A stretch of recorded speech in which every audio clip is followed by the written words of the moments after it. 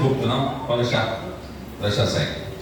Tudo bem com vocês? Que bom estar aqui com vocês nesse domingo abençoado de festa. Ah, como está bonito aqui, né? Como está tremendaço. Parabéns aí àqueles que fizeram essa ornamentação. Que gracinha, hein? Ficou muito bom. Que bom que você está aqui. Cadê os formandos aqui? Levante a sua mão, aqueles que vão se formar. Que Deus seja louvado pela vida de vocês. Tá bom? Que bom que você escolheu estudar a palavra de Deus.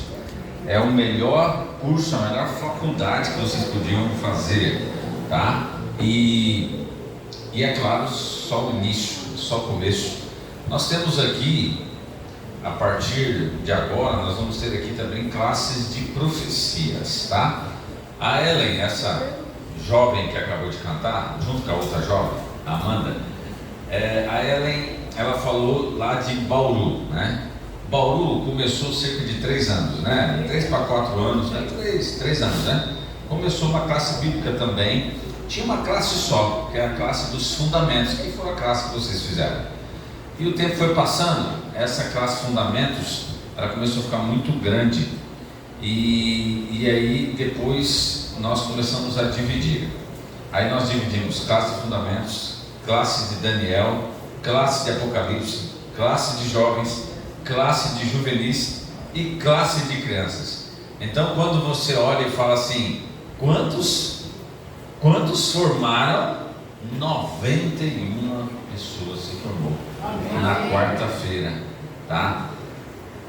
E louvado seja o Senhor por isso. Vocês fazem parte desta primeira turma aqui da Igreja Adventista de Pederneiras, tá? Mas vocês têm condições de continuar avançando, continuar estudando Daniel, Apocalipse e também de convidar seus familiares, seus amigos também.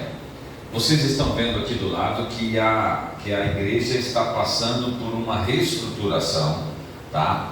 E vocês, queridos irmãos, já olharam aqui para o lado e viram que está começando a tomar forma.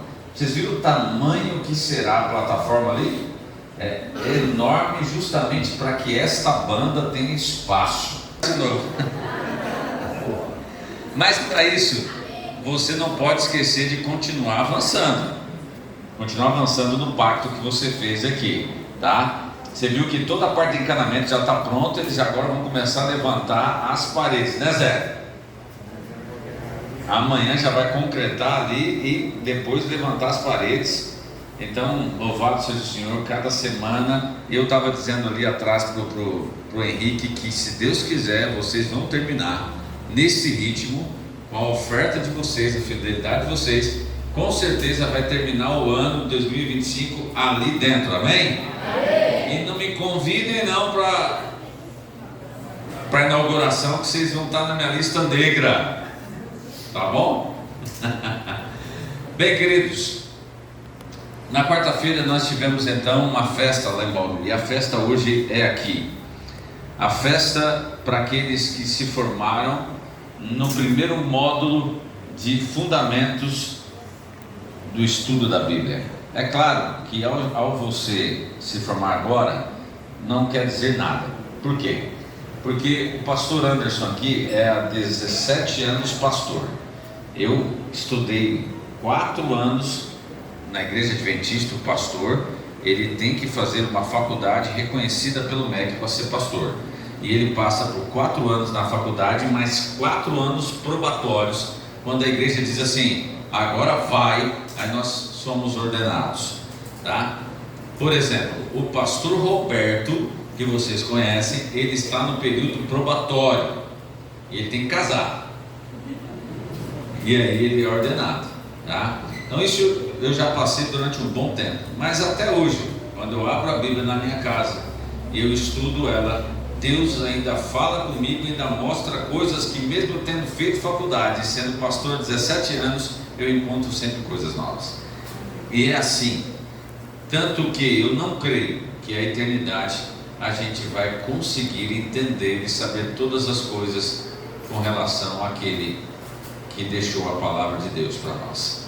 Eu não creio isso, tá? Eu creio que o que é de Deus é de Deus. Mas aqueles que estudarem a palavra dele aqui nesta terra, com certeza estarão lá para saber muito mais coisas no céu. Amém? Amém. E você tem feito planos para ir para o céu?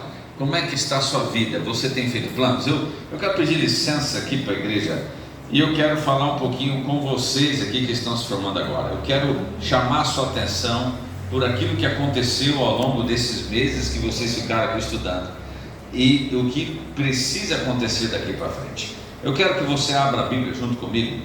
E eu trouxe uma Bíblia num formato diferente. Melhor, formato não, formato é o mesmo, mas numa tradução um pouquinho diferente, para a gente conversar um pouquinho sobre a palavra de Deus. Então abra no livro de Tiago.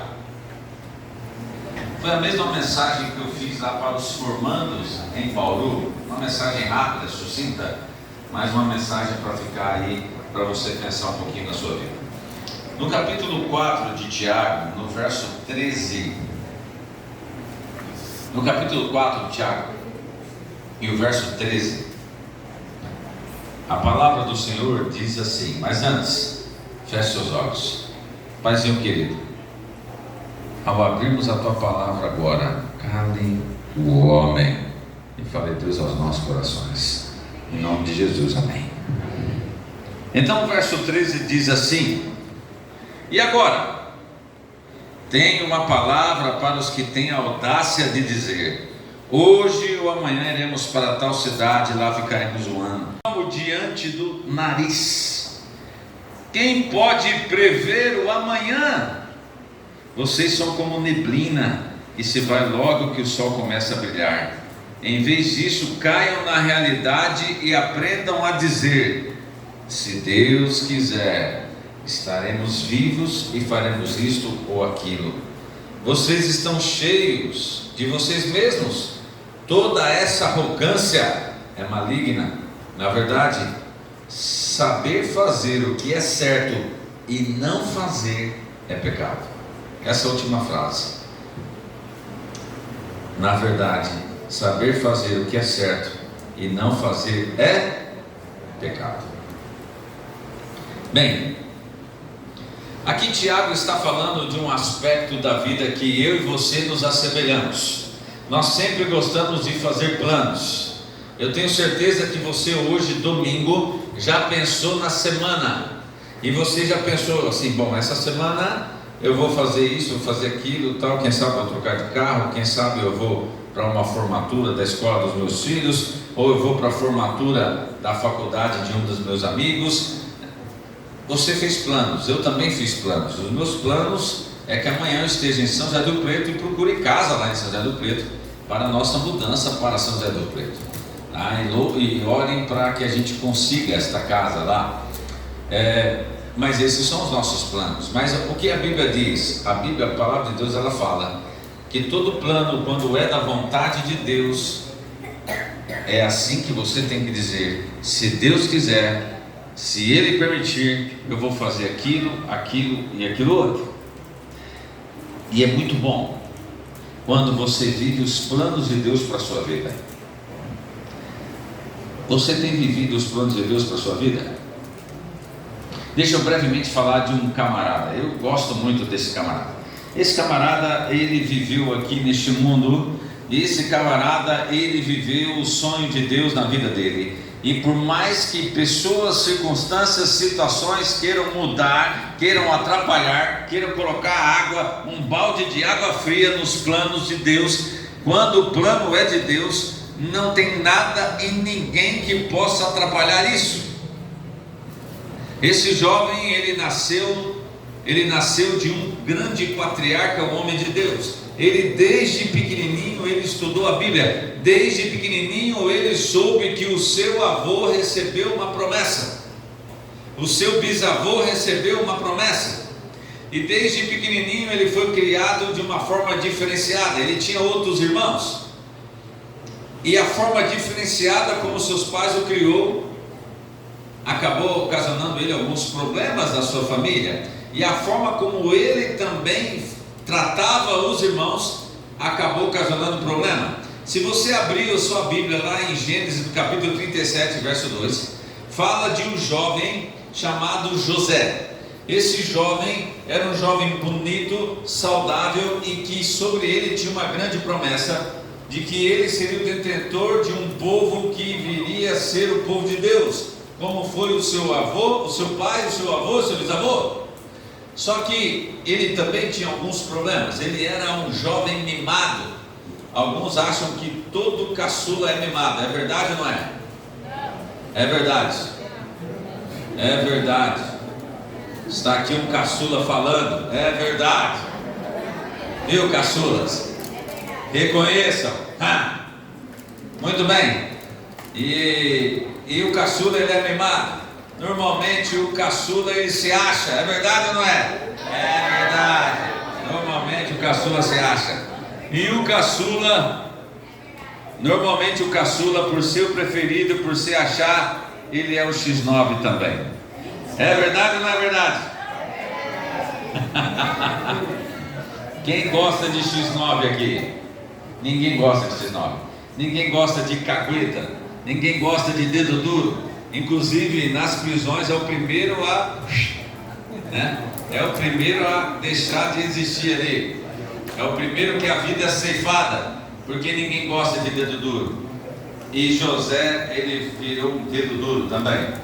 Ele era um jovem certinho, mas ele tinha um problema no seu caráter, que era dedurar os seus irmãos e falar mal dos seus irmãos. E sabe, isso é um defeito de caráter. Hoje eu tive que lembrar para alguém de um texto, Mateus 18. Aí a pessoa olhou para mim e falou: tá bom, pastor, mas é eu que vou ter que ir lá? Eu falei: é isso que diz Mateus 18. Mateus 18 fala: se você tem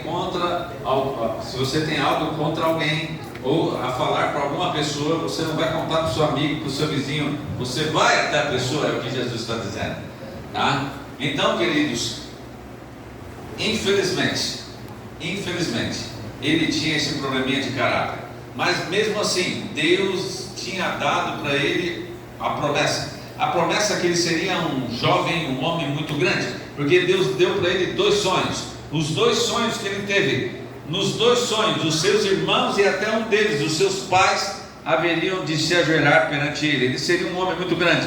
Então pensa, caçula, mimado, cagueta, X9, e além disso se achava, e falou para todo mundo que iriam se ajoelhar perante ele. É óbvio que a coisa ia ficar ruim para a vida dele, e realmente ficou, quando pegaram José e jogaram no fundo do poço. Você já esteve no fundo do poço? Você já esteve no fundo do poço? Eu acho que se você ainda não esteve, você vai estar um dia no fundo do poço. Um dia você vai chegar no fundo do poço. José, ele estava no fundo do poço, e quando ele achou que ele estava no fundo do poço, e que ele falou: bom, pior do que aqui está, não vai ficar, porque eu já estou no fundo do poço. Ele ouve então os irmãos vendendo ele para o Egito. E os irmãos vendem ele para os amalequitas, que vendem ele para o Egito. E quando ele chega no Egito, quando ele pensou que ele saiu do fundo do poço, o poço estava mais fundo quando ele foi vendido, mas quando ele chegou lá, ele virou escravo. Só que José, ele tinha algo muito bom. Tudo que ele pegava na mão, ele dava o seu melhor, como diz a palavra do Senhor. E ele foi o melhor escravo. Você já imaginou? Melhor filho, ótimo. Melhor amigo, excelente. Melhor funcionário do mês, amém. O verdadeiro cristão tem que sempre ser o melhor. Eu costumo dizer para minhas filhas, e você já ouviu falar isso também: quem fica em segundo não ganhou, perdeu o primeiro. É verdade ou não é? É verdade. Mas o mundo aí fora fala assim: não, você ganhou o segundo. Você não ganhou o segundo, você perdeu o primeiro lugar. O verdadeiro cristão, ele é o primeiro, ele é o cabeça, ele não é cauda. Então José foi o melhor escravo. Ele foi tão bom escravo que quando a mulher de Potifar quis bulinar nele, ele não quis saber dela. Ele disse assim: olha, você é do meu amo, é do meu chefe, é do meu dono. Eu não pecaria contra Deus e nem contra ele. E ele tinha um caráter tão poluto que Potifar, que deveria mandar matá-lo, mandou ele ir para a prisão, porque Potifar de certa forma acreditou mais nele do que nela. E ele foi para a prisão, e 3 anos ele ficou na prisão, 10 anos como escravo, 3 anos na prisão, mas ele foi o melhor prisioneiro. Você já parou para pensar o que é você ser o melhor prisioneiro na prisão? Ele foi o melhor prisioneiro de tal forma que o carcereiro falou assim: cuida da prisão para mim. E 3 anos ele ficou lá. Você sabe da história, ele encontrou 2 homens lá, ele contou o sonho dos 2 homens. Um deles ficou salvo, e um deles, depois de muito tempo, lembrou então que José era o cara dos sonhos. E ele chama então e fala: olha, vai lá atrás de José, porque o faraó teve um sonho, o faraó não sabe, mas José falou o que ia acontecer comigo, e vai falar também o que aconteceu com o faraó. E a partir daquele momento, é a isso que eu quero que você pare e pense comigo. A partir daquele momento, o sonho que Deus tinha dado para ele lá na casa do seu pai, de Jacó, que os feixes iriam se ajoelhar e as estrelas também perante ele, começou a acontecer depois de 13 anos comendo o pão que o diabo amassou. Por mais que o inimigo, por mais que as pessoas queiram atrapalhar os sonhos de Deus na sua vida, nada pode atrapalhar quando Deus direciona a sua vida, quando Deus ele está com a sua vida nas mãos dele, quando nós entregamos a nossa vida nas mãos dele. E entregar a vida nas mãos do Senhor é você sentar no passageiro. E para aqueles que dirigem, sabe muito bem o que é você sentar no passageiro. É uma tortura. Você que dirige, você sabe muito bem que sentar no passageiro é confiar quem está dirigindo. E eu confesso a vocês que eu tenho um problema sério com isso, porque eu não confio. Eu não consigo dormir, então, portanto, eu dirijo. Eu não deixo ninguém dirigir quando o carro é meu, quando eu aluguei o carro. Eu não fico de passageiro. Mas com Deus, quando Ele direciona a sua vida, Ele guia você. Você tem que saber que você é passageiro e que Jesus está guiando a sua vida. Jesus estava guiando a vida de José, por mais que as circunstâncias, o mundo de pecado, o tinhoso, tenha tentado atrapalhar os sonhos de Deus para a vida dele. Sabe o que aconteceu com José? Ele se tornou o segundo no Egito. 17 anos com o pai, 10 anos como escravo, 3 anos como presidiário, 80 anos como governador do Egito. Amém. E os seus irmãos e a sua família se ajoelharam perante ele, como Deus havia mostrado, porque esse é o sonho de Deus. Deus tem um sonho grandioso para você.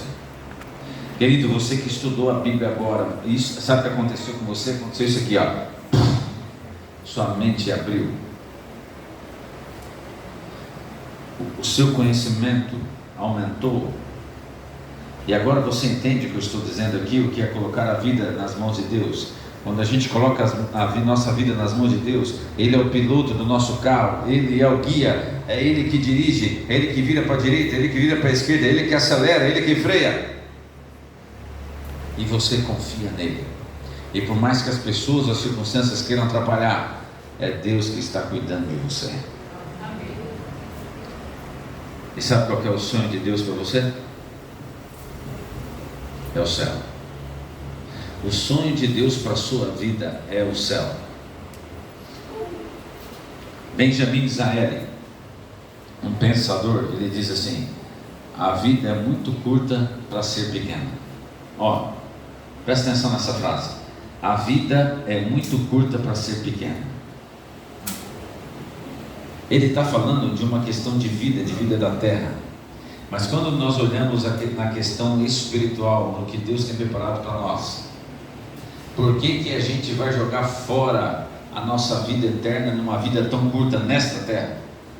Você está entendendo o que eu estou querendo dizer? Por que a gente vai jogar fora a vida eterna num espaço tão pequeno, tão curto que é nesta vida aqui? O que eu estou querendo dizer com isso? Eu estou querendo dizer com isso que você tem que começar a viver o céu agora. Existe uma música do Arautos do Rei, um quarteto da Igreja Adventista, que fala: o céu é aqui, e o céu tem que ser aqui, o céu tem que ser lá na sua casa. Eu já contei isso, mas eu vou contar para vocês. Eu era moleque e a gente brincava de pique-esconde lá na nossa rua. E um dos meninos não sabia que não podia esconder na casa da velhinha do bairro, porque ela era a megera do bairro, ela era a avó de 2 dos nossos amiguinhos, né? Todo mundo sabia que naquela casa, naquela árvore, ninguém podia esconder. Mas ele foi e escondeu naquela árvore.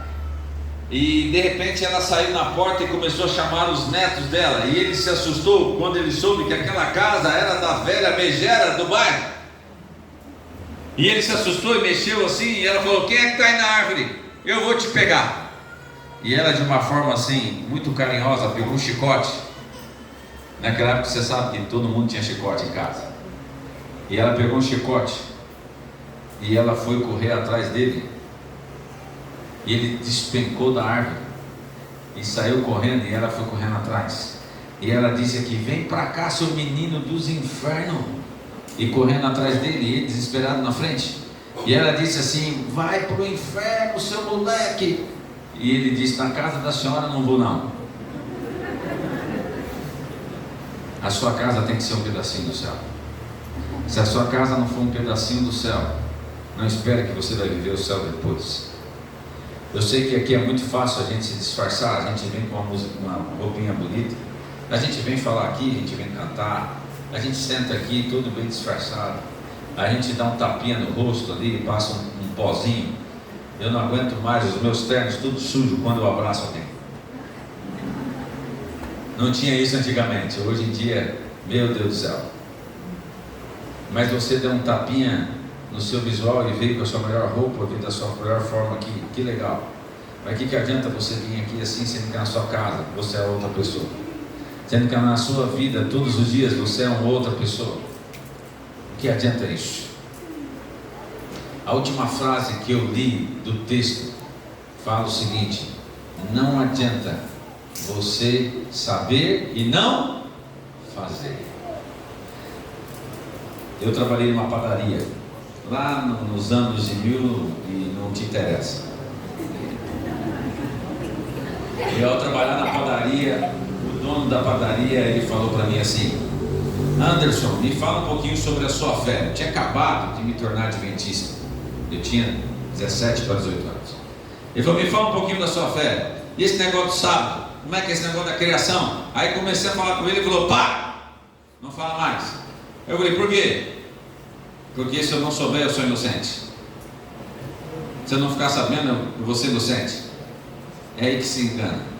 Se você tem condição de saber e não quer, você se torna culpado também. Queridos, sabe o que eu estou querendo dizer com isso? Vocês 7 que vão se formar hoje, vocês não são mais inocentes. Isso pode ser uma boa notícia, ou pode ser uma má notícia. Pode ser uma boa notícia de você dizer assim: eu sei que eu não sou mais inocente, porque agora eu estou sabendo de tudo. Eu estou sabendo de tudo que Deus quer para mim, porque eu estudei a palavra dele e eu sei o que eu preciso fazer. Então, se eu sei o que eu preciso fazer, como diz Tiago, eu vou fazer. Agora, pode ser uma má notícia se você estudou, olhou e disse assim: ah, legal, e nada aconteceu. Sua vidinha continua a mesma, os seus hábitos continuam a mesma, a sua casa continua a mesma, nada vai mudar, nada vai acontecer. E sabe o que vai acontecer? Naquele dia, Cristo vai vir buscar aqueles que foram fiéis a Ele, aqueles que estudaram a palavra de Deus e colocaram em prática na vida. Ele não vai buscar pessoas que não têm pecado. Ele não vai buscar pessoas perfeitas, porque não tem ninguém que não é pecador. Porque ele olhou para baixo e disse: não há um justo sequer. Não tem ninguém aqui que é perfeito. Mas tem pessoas que querem fazer o que é certo e lutam para isso. Então vocês estão hoje com a oportunidade da vida de vocês nas mãos de vocês. Não é apenas receber um certificado, não é apenas receber aqui um presente. E o presente que vocês vão receber é o melhor dos presentes. mas é você colocar em prática aquilo que você aprendeu. Porque se você colocar em prática aquilo que você aprendeu, naquele dia quando Jesus voltar nas nuvens dos céus, Mateus 25 fala sobre isso, vai haver dois tipos de pessoas: os que estarão à sua direita e os que estarão à sua esquerda. Nada a ver com política aqui, mas os que estiverem à sua direita, ele vai dizer: vinde, bendito meu Pai, porque vocês estudaram a Bíblia, vocês oraram, vocês tiveram comunhão comigo, vocês foram meus amigos, vocês lutaram contra vocês mesmos, vocês pecaram, mas se levantaram, se arrependeram, e aqui estão vocês ajudaram as pessoas, vocês foram os melhores, a sua casa foi um pedacinho do céu. Então entra, o céu é de vocês.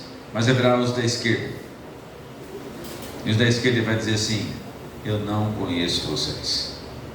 Mas Senhor, eu fui na igreja, eu fiz um curso bíblico, eu fui lá no dia 8 e recebi um certificado. Poxa Senhor, eu canto bem, eu prego bem, ó Senhor, eu devolvi o dízimo, ó Senhor, eu guardei o sábado. Só que se você não permanecer, se você não continuar a sua vida cristã, que é paulatinamente, dia após dia, ele vai dizer: eu não conheço você. Apartai-vos de mim, vós que praticais a iniquidade. O que é praticar a iniquidade? É viver pecando o mesmo pecado.